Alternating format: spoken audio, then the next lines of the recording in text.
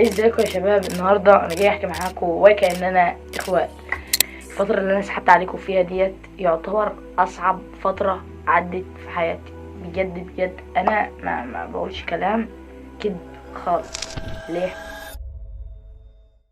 من ناحيه دراسه، انا باخد في اليوم 3 دروس كمتوسط، ومدرسه من الساعه 8 لغايه الساعه 2.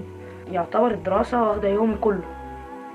حتى انا ما بلحقش اذاكر، انا كرضا ما بلحقش اذاكر، مش كرضا، لا كرضا، انا ما بعرفش اذاكر. انا يا دوب بروح المدرسه، اجي من المدرسه اروح الدروس، بعد الدروس باجي انام، بعد ما انام بصحى انا مش عارفه، انا دلوقتي انا تايه، انا حرفيا تايه. اصل طالما يعني طالما انت قول السؤال تاني. فانا مش عارفه انا اعمل ايه بصراحه يعني كده. والفيديو ده زي حاجه زي تيست كده، انتوا فاهمين؟ الدنيا جميله جدا. انا مش عارف دلوقتي انتوا فاكريني اصلا ولا نسيتوني ولا في ايه، ولا الدنيا مالها.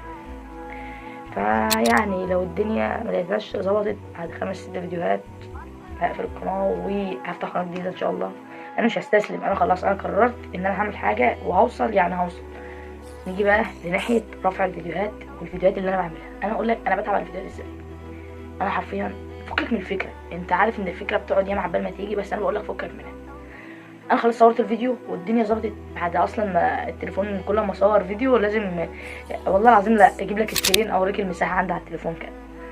انا صورت الفيديو، انا خلاص كده طب صورت الفيديو خلاص، باجي لمرحله المونتاج. انا كانسان لازم استخدم النت في يوم. انا حرفيا بصرف على الفيديو حوالي 50 جنيه.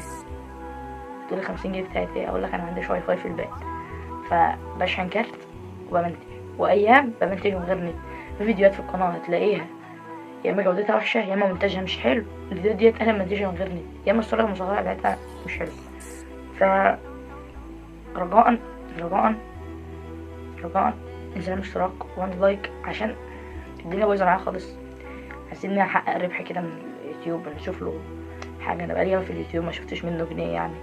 فرجاء يعني حس باخوك وانزل اعمل اشتراك ولايك عشان واتفرج الفيديو للنهايه. اي فيديو بينزل مش عاجبك، الفيديو مش عاجبك ما تتفرجش عليه. المهم اشوفكم على خير يا اخواتي، والسلام.